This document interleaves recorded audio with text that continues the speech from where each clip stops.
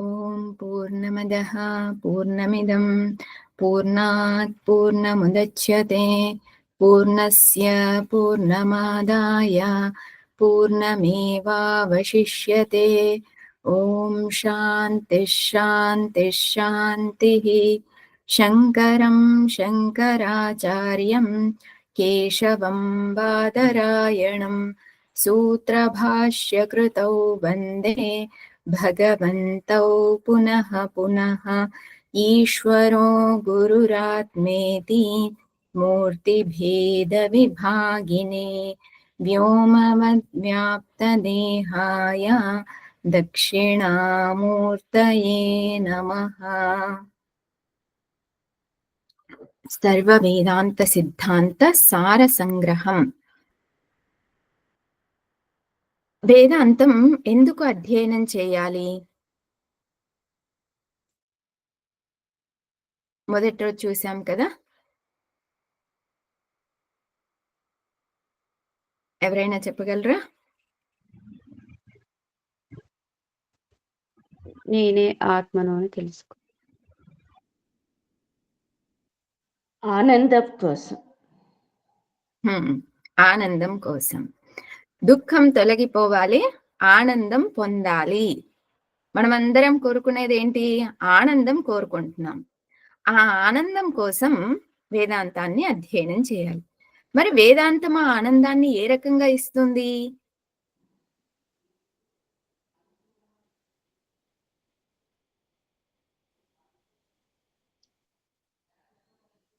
ఆత్మానందం ఇస్తుంది, మానసిక ఆనందం. అంటే రెండు వేరు అవునో కాదో తెలియదు, కానీ ఆత్మానందంగా ఉంటుంది, మానసికంగా బాగుంటుంది. నేనే ఆత్మని. ఆనందం. చెప్పండి నీరజ గారు.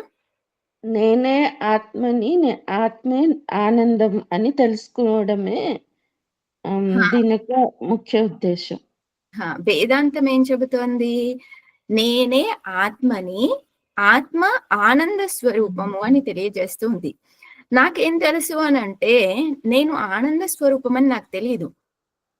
నాకేం తెలుసు? నేను కర్తాని, నేను భోక్తాని, నేను దుఃఖిస్తూ ఉన్నాను, నేను సుఖిస్తూ ఉన్నాను, ఈ రకంగా నాకు తెలుసు. కానీ నేను ఆనంద స్వరూపం అని నాకు తెలియదు. శాస్త్రం ఏం చేస్తోంది? నేను ఇలా దుఃఖిస్తూ ఉన్నానని తెలిసి నా దగ్గరకు వచ్చి నా యొక్క దుఃఖాన్ని తొలగిస్తూ ఉంది. ఏ రకంగా? నీవు ఆనంద స్వరూపానివి, ఈ కర్త భోక్త ఇవేవి కూడా నీవు కాదు అని తెలియజేస్తూ ఉంది. బెస్ట్ ఎగ్జాంపుల్ దీనికి ఏంటి అని అంటే, విద్యారణ్య స్వామీజీ పంచదశి 7th చాప్టర్ లో 250 శ్లోకాలు రాశారు ఈ ఒక్క స్టోరీ పైనే. పరమానంద శిష్యులు విన్నారా కథ? పరమానంద శిష్యులు ఓసారి దగ్గరలో జాతర ఏదో ఉందని వెళ్తారు. లాస్ట్ క్లాస్ లో చూసామా ఈ స్టోరీ? చూసాను. బృహదారణ్యకాల అయి ఉంటుంది. ఓకే. పరమానంద శిష్యులు ఏం చేస్తారంటే, పక్కన ఊర్లో జాతర అవుతుందని గురువు గారు మేము వెళ్తాము అని అడుగుతారు.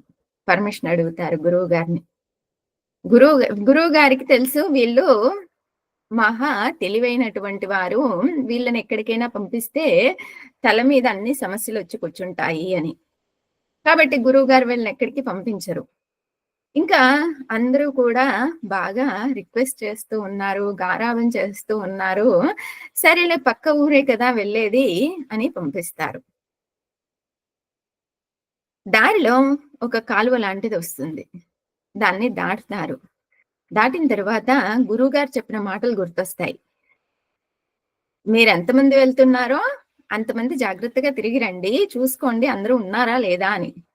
అప్పుడు గురువు గారు చెప్పారు కదా, చెప్పిన మాట వినాలి కదా అని అందరూ లెక్క పెట్టుకుంటారు. 1 2 3 4 5 6 7 8 9. వాళ్ళు వచ్చిన వాళ్ళు ఎంతమంది అని అంటే 10 మంది. 10వ వాడు ఉన్నాడా ఇప్పుడు? వాళ్ళ లెక్క ప్రకారం లేదు. 1 2 3 4 5 9 వరకు లెక్క పెడతారు. వాడిని వాడు లెక్క పెట్టుకోడు. 9 మందే ఉన్నారు అని ఏడుస్తూ ఉంటారు. నీకు తెలియదురా, నీకు లెక్కలు రావు, నేను లెక్క పెడతాను అని మిగతా వాడు వస్తాడు. అలా అందరూ వస్తారు, అందరూ లెక్క పెడతారు, అందరికి 9 వస్తాయి. ఇప్పుడు ఎంతమంది ఉన్నట్టు వాళ్ళ లెక్క ప్రకారం? 9. 9 మంది ఉన్నారు. ఇంకొకడు మిస్ అయిపోయాడు. వాస్తవానికి ఇంకొకడు మిస్ అయ్యాడా? లేదు. మిస్ అవ్వలేదు. ఇప్పుడు ఆ దారిన ఇంకొక వ్యక్తి వెళ్తూ ఉంటాడు.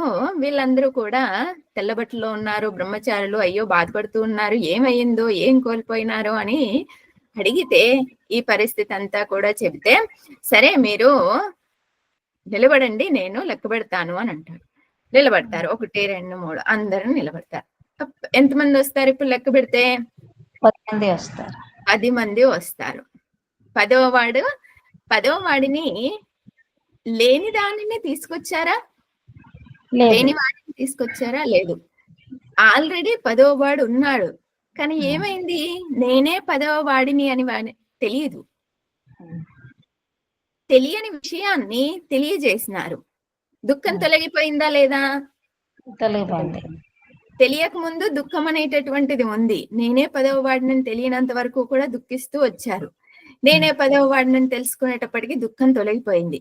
ఇప్పుడు కూడా మనమంతా కూడా ఎవరు? ఆత్మస్వరూపులం.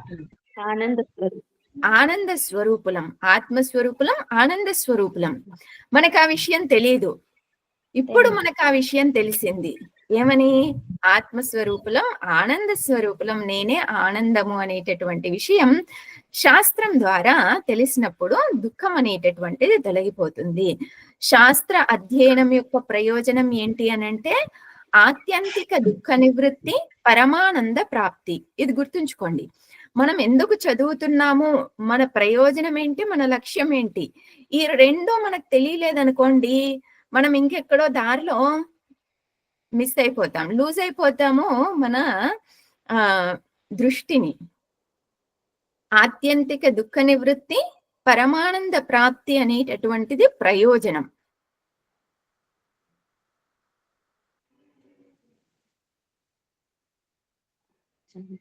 అధికారి విషయ ఏం లేదు. అధికారి విషయ ప్రయోజన సంబంధం. అధికారి ఎవరు? ఎవరైతే దుఃఖాన్ని తొలగించుకోవాలి అనుకుంటున్నారో, దుఃఖం నుంచి బయటపడాలి అనుకుంటున్నారో వాళ్ళు అధికారి. ఇక్కడ ఇంకొక విషయం చూద్దాం. చూడండి, మార్నింగ్ నుండి ఈవినింగ్ వరకు కూడాను జాబ్ చేసే వాళ్ళు బాగా టైర్డ్ అయిపోతారు. వాళ్ళకు కూడాను దాని నుంచి విముక్తి కావాలని ఉంటుందా లేదా? ఉంటుంది. ఒకరోజు హాలిడే దొరికింది అని అంటే అమ్మయ్య అనుకుంటారు, చాలు అనుకుంటారు. మళ్ళీ నెక్స్ట్ డే మళ్ళీ కంటిన్యూ చేస్తుంటారు. కానీ వాళ్ళు కోరుకునేది నిత్య విముక్తియా? కాదు. అది ఏంటి? తాత్కాలికమైనటువంటి విముక్తి. నాకు కొంచెం ఒక 1 అవర్ రెస్ట్ దొరికింది అని అంటే చాలు, మళ్ళీ నేను వెళ్ళిపోయి మళ్ళీ నా పనులు నేను చేసుకోవాలి. అప్పుడు మళ్ళీ ఒక 1 అవర్ రెస్ట్ దొరికింది అనుకోండి, వాళ్ళకి ఇంకా నేను ముక్తి పొందాలి అనేటువంటి ఆలోచన ఉంటుందా? లేదు. ఆలోచన ఉండదు. అలాగా మనం సమాజంలో ఎంతో మందిని చూస్తాము. పళ్ళు అమ్ముకునేవాడు కానీ, ఈ బిజినెస్ చేసే వాళ్ళు కానీ, జాబ్ చేసే వాళ్ళు కానీ, ఏ రకమైనటువంటి కార్యాన్ని చేస్తున్నటువంటి వారైనా కూడాను వాళ్ళు కూడా ముక్తి కావాలి అని కోరుకుంటున్నారు. వాళ్ళు కోరుకునేది తాత్కాలిక ముక్తి కాదు. వాళ్ళు కోరుకునేది ఏంటి? వాళ్ళు కోరుకునేది నిత్య ముక్తి కాదు, తాత్కాలిక ముక్తిని కోరుకుంటూ ఉన్నారు వాళ్ళంతా కూడాను. ఇక్కడ ముక్తి అంటే ఏంటి? మళ్ళీ నాకు జన్మ అనేటువంటిది వద్దు. ఇంకా ఎందుకు మళ్ళీ నాకు జన్మ అనేది వద్దు? దీనికి కూడా ఒక ఉదాహరణ తీసుకుందాం. ఎలాగో ప్రారంభంలోనే ఉన్నాం కాబట్టి కొంచెం స్ట్రాంగ్ కాఫీ అయితే ఎక్కువ కాలం మనం వేదాంతంలో సర్వైవ్ కావడానికి, ఎక్కువ కాలం కాదు, నిరంతరం సర్వైవ్ కావడానికి అవకాశం ఉంటుంది. ఒక చిన్న ఉదాహరణ నిత్య ముక్తికి. కొంతమంది ఇది వరకు వినే ఉంటారు ఈ ఉదాహరణని. జాయింట్ వీల్ విన్నారా? ఎప్పుడైనా చూసారా? విన్నా, చూసాము. చూసాను. విన్నారు, చూసారు, ఎక్కారు. Very good. ఓసారి ఏమైంది అనంటే ఫ్యామిలీ అందరితోనూ లేదా ఫ్రెండ్స్ అందరితో కూడాను మన టీమ్ ఉన్నారు కదా! లేడీస్ టీమ్ లేదా సంస్కృత్ టీమ్ లేదా ఇంకా ఏ ఏ టీమ్స్ ఉన్నాయో ఆ టీమ్ అందరితో కూడా వెళ్ళాం. ఏ ఆలోచనతో వెళ్ళాం? జాయింట్ వీల్‌లో ఆకాశంలో తిరుగుతూ ఎంజాయ్ చెయ్యాలి అని వెళ్ళాం. డబ్బులు కట్టాం, ఫ్రీగా కాదు. ఒక్కొక్కరికి రూ. 100 డబ్బులు కట్టాం. రూ. 100 కట్టి అది ఎక్కాము. మొదట ఏం చేస్తాడు? కొద్దిగా కొద్దిగా తిప్పుతూ ఉంటాడు. అంటే ఆహ్, ఫస్టే స్పీడ్‌గా కాకుండా మొదట ఒక 2, 3 రౌండ్‌లు స్లోగా తిరుగుతూ, తిరుగుతూ, తిరుగుతూ ఏం చేస్తుంది? స్పీడ్ అయిపోతుంది. అది స్పీడ్ అయిపోయేటప్పటికి అక్కడ ఏమైంది అనంటే చైన్ ఏదో తెగిపోయింది. స్పీడ్ అయినప్పుడు చైన్ తెగిపోయింది అనంటే అది ఆగుతదా ఇంకా? ఆగదు. ఆగదు. ఆగదు. అది స్పీడ్ తిరుగుతూనే ఉంది, తిరుగుతూనే ఉంది, తిరుగుతూనే ఉంది. అక్కడ రిపేరర్ ఎవరు లేరు దాన్ని రిపేర్ చెయ్యడానికి. రిపేరర్‌కి కాల్ చేస్తే అతనేదో బిజీలో ఇంకో ఊరికెళ్ళిపోయినాడంట. అతను ఆ ఊరు నుంచి రావడానికి సమయం పడుతుంది. ఇప్పుడు అక్కడ అది స్పీడ్‌గా తిరుగుతూ ఉండేటప్పటికి చూడండి, స్పీడ్‌గా మహా అంటే 4 రౌండ్లు, 5 రౌండ్లు లేదా 10 రౌండ్ల కంటే ఎక్కువ తిరిగింది అనుకోండి, ఏమవుతుందప్పుడు? మనకు కళ్ళు తిరుగుతాయి. ఇంకా వామిటింగ్. మనకి తిరుగుతుంది. బుర్ర తిరగడం, తల తిరగడం జరుగుతాయి. ఆ! బుర్ర తిరగడము, తల తిరగడము. తీవ్రత ఎక్కువయ్యేటప్పటికి మనం ఏదైతే అదేంటి ఎగ్జిబిషన్‌లో బాగుంది అని చెప్పేసి చాట్లు అవన్నీ కూడా ఎంజాయ్ చేస్తూ తినేసొచ్చామో, ఇప్పుడు అవన్నీ ఏమవుతాయి? బయటకొచ్చేస్తాయి. బయటకొస్తాయి. వామిటింగ్ అవుతుంది. వామిటింగ్ అవుతున్నప్పుడు ఎక్కడ వామిటింగ్ చేసుకుంటామో మనకేమన్నా ఐడియా ఉంటుందా? అది అలా తిరిగినప్పుడు? ఉండదు. ఒకరి వామిటింగ్ ఇంకొకరి పైన, ఇంకొకరి వామిటింగ్ ఇంకొకరి పైన, ఇంకొకరి వామిటింగ్ ఇంకొకరి పైన. పైనుంచి, కింద నుంచి 2 వైపులా నుంచి కూడాను ఉదాన వాయువు, అపాన వాయువు, ప్రాణవాయువు, అపాన వాయువు, ఉదాన వాయువు అన్నీ కూడాను విపరీతంగా పనిచేస్తూ ఉన్నాయి. ఆ విపరీత కార్యాల వలన ఏంటి అనంటే ఇతరుల వామిటింగ్ అంతా కూడా మన మీద వచ్చి పడుతూ ఉంటూ ఉంది. మనలో ఇంకా ఆ శక్తి అనేటటువంటిది లేదు. అది తిరుగుతూ, తిరుగుతూ, తిరుగుతూ ఉండేటప్పటికి దేహంలో శక్తి అనేటటువంటిది లేదు. ఆ ఇతరుల వామిటింగ్ స్మెల్ అంతా కూడా చూసి అదంతా కూడాను అసహ్యంగా ఇంకా వివరించడానికి కూడా అవకాశం లేకుండా ఉంది. ఆ పరిస్థితుల్లో ఉన్నాం. ఇప్పుడు అనౌన్స్‌మెంట్ ఏంటి అనంటే, రిపేరర్ ఇప్పుడే వచ్చాడు. మరికొద్ది క్షణాల్లో మీకు విముక్తి అనేటువంటిది లభిస్తుంది. ఇంకా కొద్దిసేపు తిరిగింది.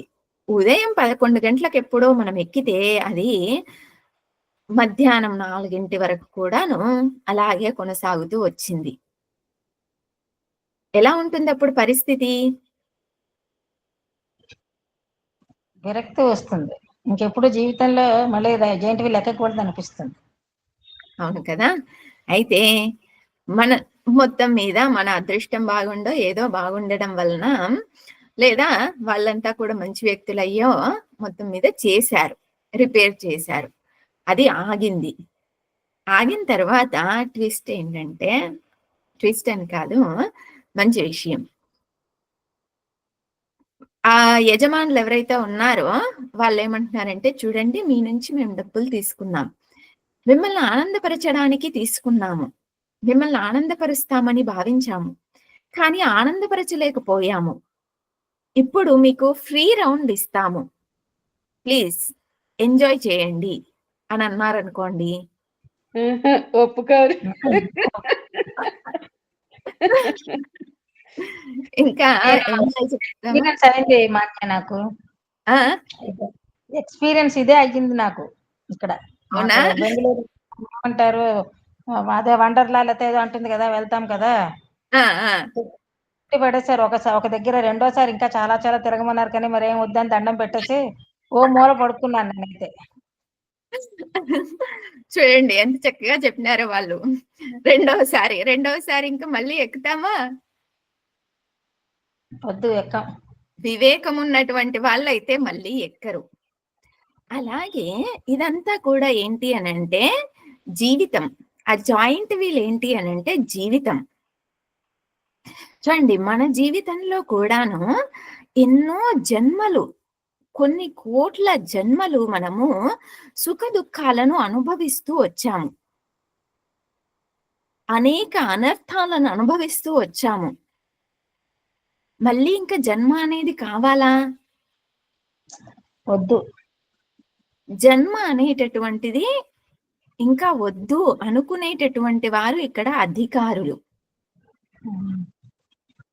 వేదాంతానికి అధికారులు ఎవరు అనంటే ఏదో నేను 4 గ్రంథాలను చదివి నలుగురికి చెప్తాను, లేదా నలుగురికి చెప్పడం కోసం నేను 10 గ్రంథాలను చదువుతాను, నేను ఇన్ని గ్రంథాలను అధ్యయనం చేశాను, అన్ని గ్రంథాలను అధ్యయనం చేసేవాను అనేవాళ్ళు కాదు ఇక్కడ అధికారులు.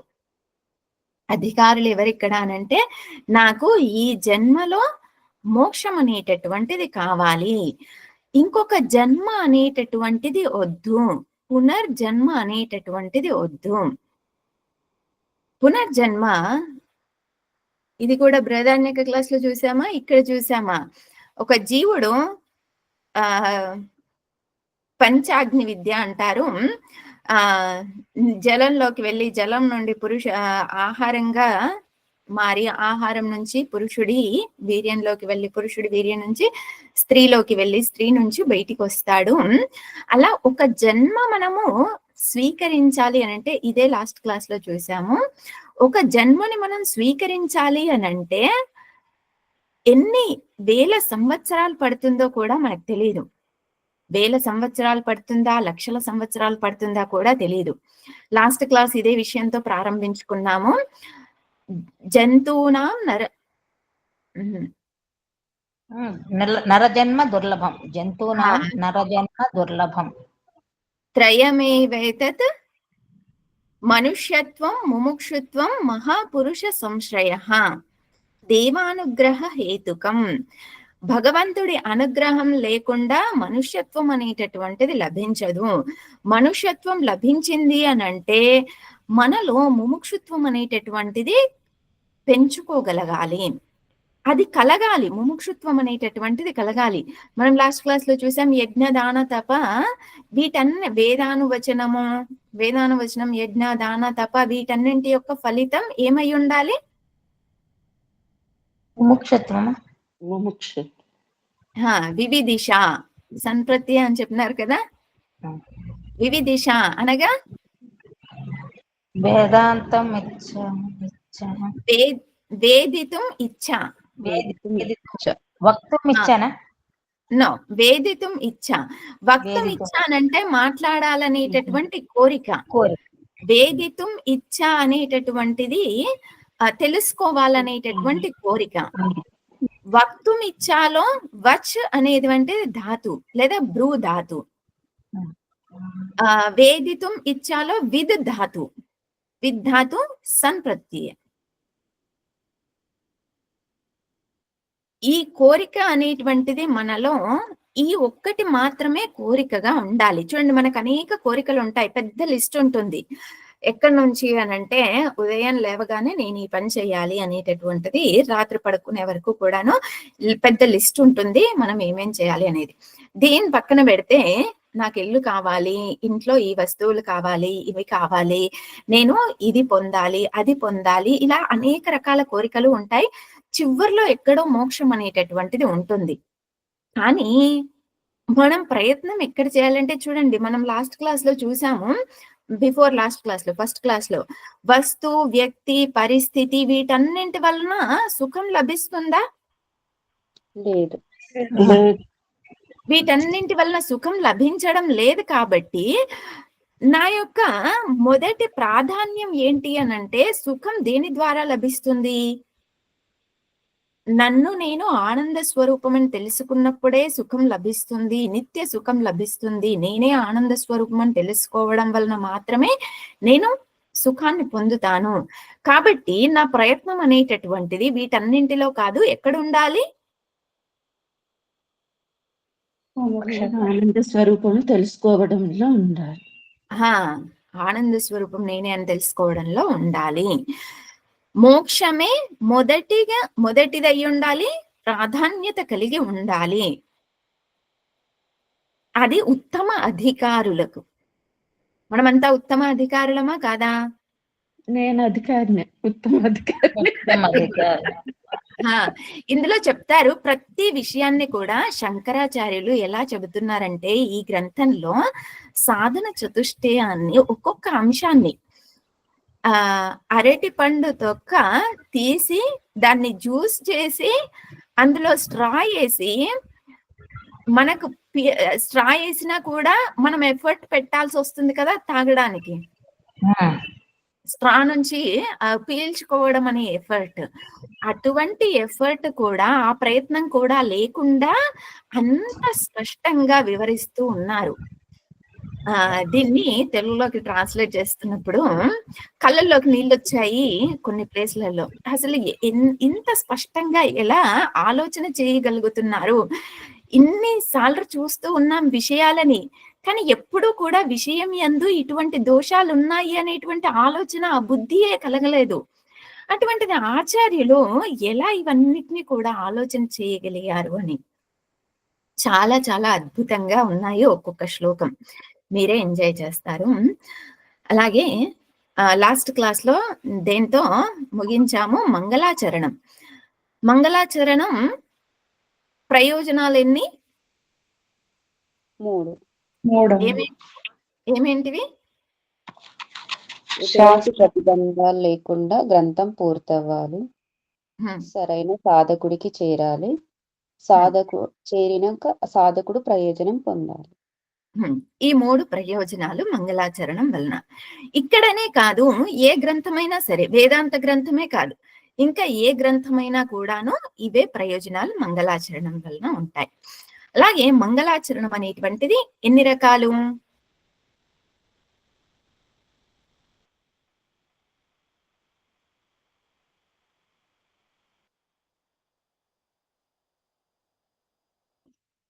సిద్ధాంత్ కౌముది క్లాస్ లో విన్నారు. మంగళాదిని, మంగళ మధ్య అని. అదే రకాలు. అందులో రకాలు ఎన్ని అంటే 3. ఏమేంటివి? గురువు శిష్యుడికి ఎటువంటి ప్రతిబంధకం లేకుండా. నమస్కారాత్మక మంగళాచరణం నోట్ చేసుకోండి. నమస్కారాత్మక మంగళాచరణం. వస్తు నిర్దేశాత్మక మంగళాచరణం. వస్తు నిర్దేశాత్మక మంగళాచరణం.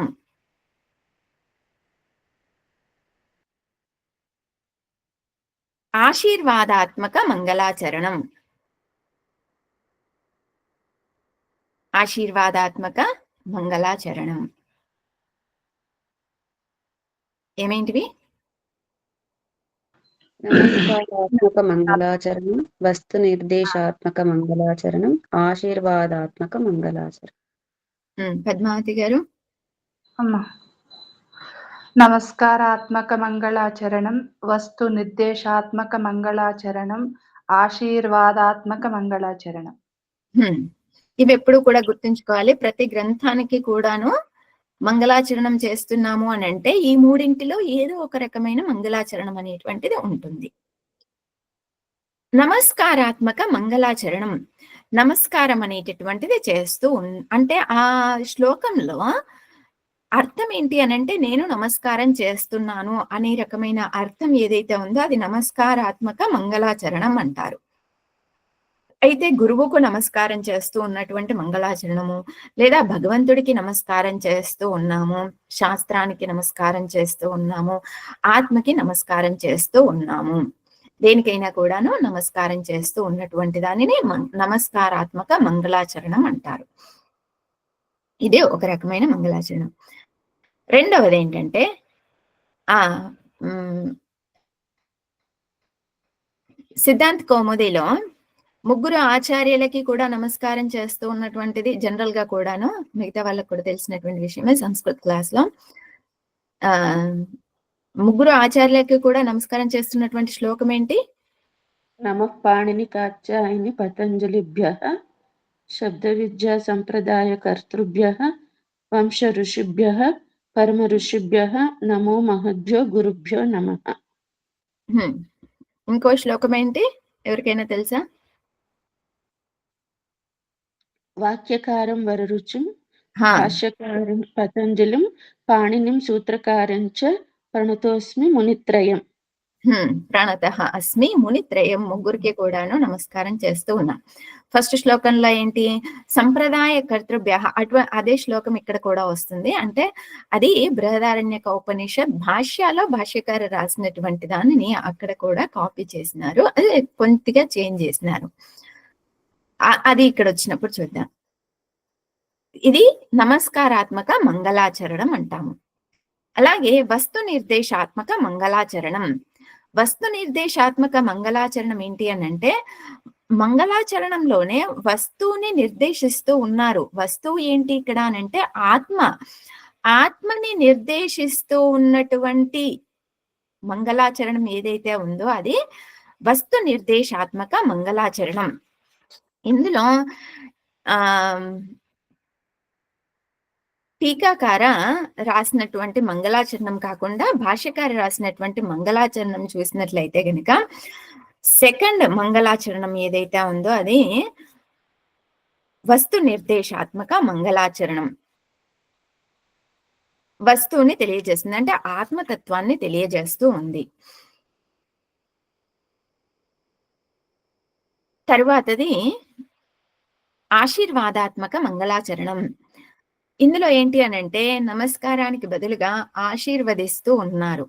ఆచార్యులు మనల్ని అందరినీ కూడా ఆశీర్వదిస్తూ చేసేటటువంటి మంగళాచరణం ఆశీర్వాదాత్మక మంగళాచరణం. ఇది చాలా తక్కువగా ఉంటుంది. ఎక్కువగా వస్తు నిర్దేశాత్మక మంగళాచరణం లేదా నమస్కార పూర్వక మంగళాచరణం, ఇవి రెండు ఎక్కువగా ఉంటాయి. దీంతో మనము ప్రస్తుతం ఈ ఉపోద్ఘాతం అనేటటువంటిది చూసాము. గ్రంథాన్ని ప్రారంభించుకుందాం. ఓం. మీ అందరి దగ్గర కూడా పీడిఎఫ్ ఉంది కదా? ఉంది, చూస్తున్నాము. మిగతా ఉంది, చూస్తున్నాం. ఓం శ్రీమత్ పూజ్య భగవత్ పాద శంకరాచార్య విరచిత. ఎవరి ద్వారా రచించబడింది ఇది? శంకరాచార్య. శ్రీమత్ పూజ్య భగవత్పాద శంకరాచార్య విరచిత. శంకరాచార్య ద్వారా రచించబడింది. గ్రంథం యొక్క పేరు సర్వ వేదాంత సిద్ధాంత సార సంగ్రహ. దీనికి ఎవరైనా విగ్రహ వాక్యం చెప్తారా? సర్వ వేదాంత సిద్ధాంత సార సంగ్రహ.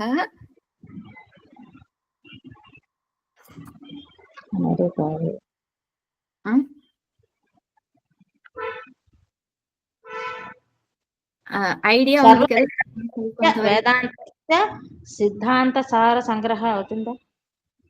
షష్ఠి తత్పురుషం వస్తుందా? ఇక్కడ ఇలా ఎక్కువ పదాలు ఉన్నప్పుడు మనము దాన్ని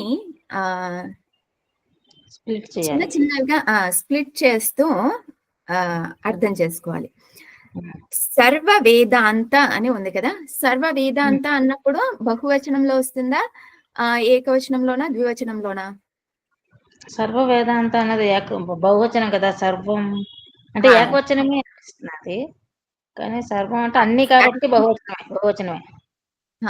సర్వేషాం వేదాంతః, సర్వేషాం వేదాంతాః, సర్వ వేదాంతాః. షష్ఠి బహువచనం, షష్ఠి తత్పురుష సమాసం. సర్వేషాం వేదాంతాః, సర్వ వేదాంతాః. తరువాత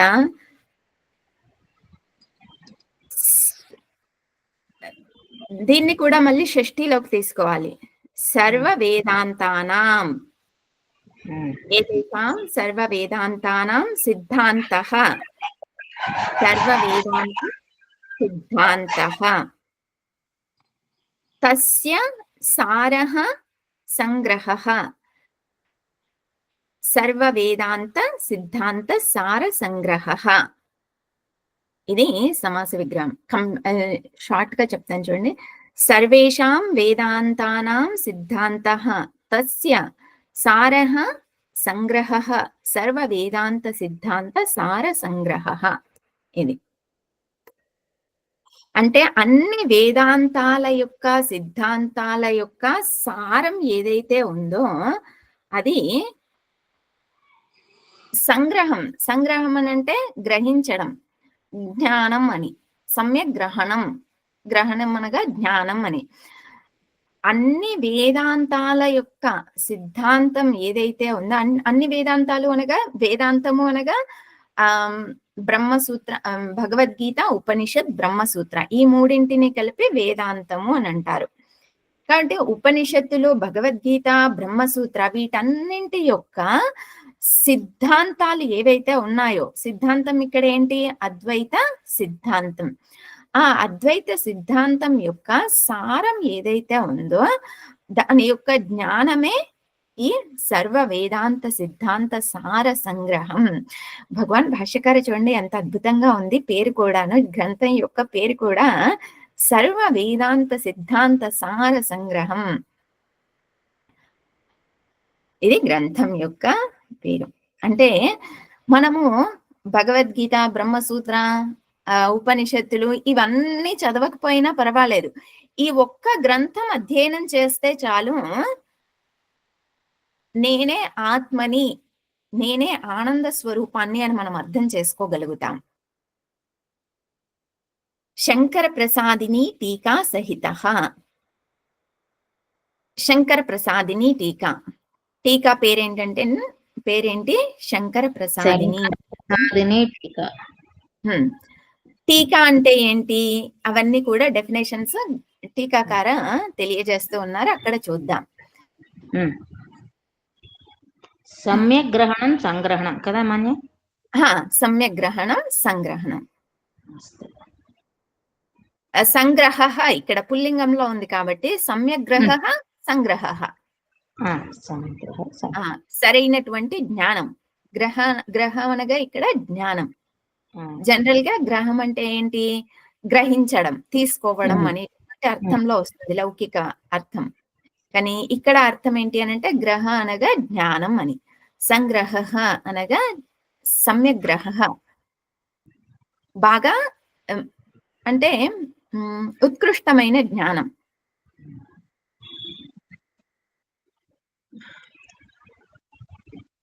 ఓకే, నెక్స్ట్ ఫస్ట్ మంగళాచరణం రిపీట్ చేయండి నా తర్వాత. ఓం నమో బ్రహ్మాదిభ్యో. ఓం నమో బ్రహ్మాదిభ్యో. బ్రహ్మ విద్యా సంప్రదాయ కర్తృభ్యో. బ్రహ్మ విద్యా సంప్రదాయ కర్తృభ్యో. వంశర్షిభ్యో. వంశర్షిభ్యో. మహద్భ్యో. మహద్భ్యో. నమో గురుభ్యః. నమో గురుభ్యః. ఇది ఇక్కడి వరకు కూడా ఈ లైన్ అంతా కూడా ఎక్కడి నుంచి వచ్చింది అని అంటే బృహదారణ్యక ఉపనిషత్ భాష్యంలో ప్రథమ పంక్తి అంటే ప్రథమ లైన్ అక్కడి నుంచి తీసుకున్నారు. అంటే ఇది చాలా చోట్ల చదువుతూ ఉంటారు, కానీ దీని యొక్క మూలం ఎక్కడ, ఇది ఎవరు రాశారు ఏంటి అని అంటే భగవాన్ భాష్యకారు రాశారు బృహదారణ్యక ఉపనిషత్తులో.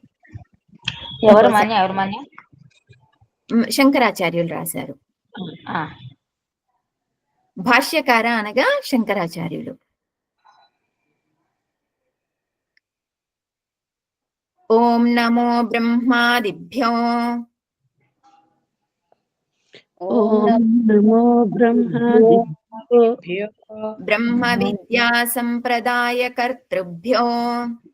బ్రహ్మ బ్రహ్మవిద్యా సంప్రదాయకర్తృభ్యో వంశర్షిభ్యో వంశర్షిభ్యో మహద్భ్యో మహద్భ్యో నమో గురుభ్యః. నమో గురుభ్యః. ఇక్కడ వంశ ఋషిభ్యో అంటున్నారు కదా, విడదీస్తున్నారు వంశ ఋషిభ్యో అని. విడదీయకుండా చదివితే ఏమని రావాలి అక్కడ? వంశర్షిభ్యః.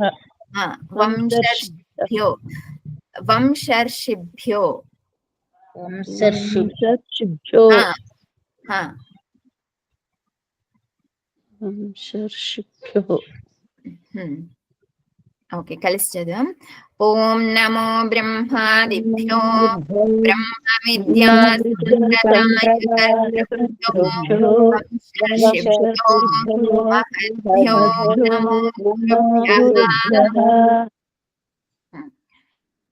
చూడండి, బ్రహ్మాదిభ్యః బ్రహ్మ విద్యా సంప్రదాయ కర్తృభ్యః వంశర్షిభ్యః మహద్భ్యః గురుభ్యః. ఇవన్నీ ఏ విభక్తిలో ఉన్నాయి?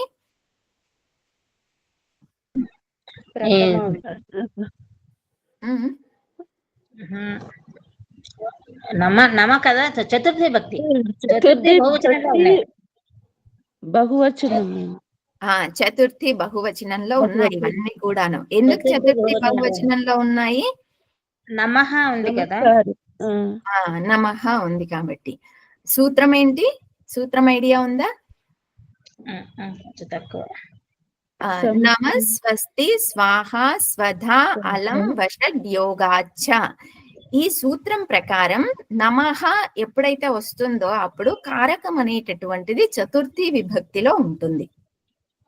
నంబర్ నోట్ చేసుకోండి, అష్టాధ్యాయ నంబర్ 2316. సూత్రం కూడా నోట్ చేసుకుంటారా? నమః నమః స్వస్తి స్వాహ స్వాహ అలం అలం వషడ్ యోగాచ్చ వషడ్ యోగాచ్చ.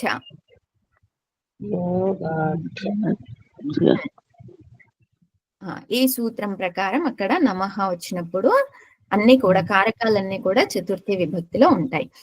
నమః బ్రహ్మాదిభ్యః. నమస్కారం ఎవరికి? బ్రహ్మ ఆది మొదలైనటు బ్రహ్మదేవుడి దగ్గర నుండి కూడాను మన గురువులందరి దగ్గరికి కూడాను మనమందరం నమస్కారం చేస్తూ ఉన్నాం. బ్రహ్మ విద్యా సంప్రదాయ కర్తృభ్యః. బ్రహ్మ విద్యా సంప్రదాయం. బ్రహ్మ విద్యా సంప్రదాయం అంటే ఈ బ్రహ్మ విద్య అనేటటువంటిది బ్రహ్మదేవుడి దగ్గర నుండి ఎవరెవరైతే తరువానికి అందిస్తూ వచ్చారో వాళ్ళకందరికీ కూడా నమస్కారం చేస్తూ ఉన్నాము. శ్లోకం ఉంటుంది కదా, సంప్రదాయ శ్లోకం. నారాయణం పద్మభవం వశిష్టం శక్తిం పరాశరం తత్పుత్రం యాతుం వేదా భాస్కరం. ఇంకా